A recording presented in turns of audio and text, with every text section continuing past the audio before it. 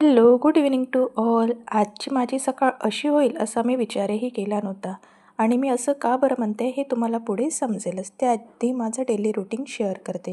आजचा माझा दिवस काही खास नव्हता. रोजसारखं डेली रुटीन होतं. आजची माझी सकाळ रोजपेक्षा जरा लवकरच झाली होती. त्याचं कारण म्हणजे सकाळी पाखीला 5च्या सुमारास ताप आलेला होता आणि तिनेच मला उठवलं. असं म्हटलं की आजची माझी सकाळ काही खास नव्हती.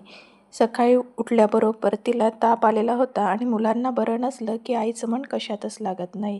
तिला औषध देऊन झोपवलं. त्यानंतर मी झाडू मारून घेतला आणि बाहेर झाडांना पाणी टाकलं. बाहेरचंही पोर्च झाडून घेतला. त्यानंतर सर्व घराला पोछा लावून घेतला. उघडल्याबरोबर झाडात अशी छान फुलझाडे दिसली की मन प्रसन्न होऊन जातं. मी फर्स्ट टाईमच लौकीचे पराठे ट्राय करणार होती आणि मी पण तुमच्यासारखी साधी सिंपल नवीन गृहिणी आहे. मला काही स्वयंपाकातलं खूप काही कळत नाही. यूट्यूबवरच बघून मी रेसिपी ट्राय करत असते. लहान मुलांच्या आईंनी तर नवनवीन रेसिपी ट्राय केल्याच पाहिजे जेणेकरून मुलांना खायची आवड लागेल आणि बाकीसाठी म्हणूनच मी लौकीचे पराठे आज ट्राय करणार होते. नेमका आजच तिला ताप आलेला होता. ती थोडी का होईना काहीतरी खाईलच म्हणूनच मग मी लौकीचे पराठे करायला घेतले. साठी मी लौकीला स्वच्छ धुवून तिचं साल काढून घेतलं. नंतर तिला किसून घेतलं आणि त्यात पाणी खूप असते म्हणून ते पाणी काढून टाकलं आणि त्या लगद्यामध्ये बेसिक मसाले, मिरची, तिखट, मीठ, हळद, ओवा आणि तीळ असं साहित्य आणि कणिक टाकून त्याला एक छान गोळा करून घेतला. त्याचे पराठे लाटून घेतले आणि त्यानंतर किचन स्वच्छ करून ठेवलं.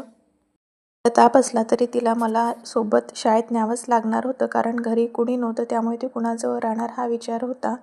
म्हणून तिला शाळेत घेऊन गेली आणि आल्याबरोबर तिला पुन्हा ताप चढला आणि शाळेमध्ये मोबाईल काही अलाउड नाही त्यामुळे मी तिथलं काही शूट करू शकत नाही. शाळेतनं आल्यावरचा हा व्हिडिओ आहे. बाकीला थोडंसं खाऊ घालून औषध देऊन तिला झोपवलं. त्यानंतर मी माझे बाकीचे कामं आटपवले जे सकाळी राहून जातात. कपडे भिजत टाकले. भाजीचं जे घेतलं होतं ते फ्रीजमध्ये व्यवस्थित ठेवलं.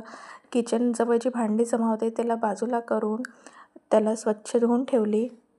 आपले मुलं कितीही मोठे होऊ द्या किंवा लहान असू द्या त्यांना बरं नसलं की कोणत्याच आईचा जीव लागत नाही.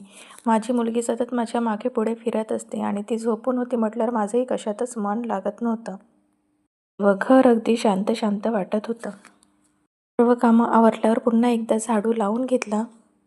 नंतर पाखीकडे जाऊन बघितलं तर तिला पुन्हा ताप चढलेला होता आणि म्हणूनच मग मी थंड्या पाण्याची पट्टी करून तिच्या डोक्यावर ठेवत होती.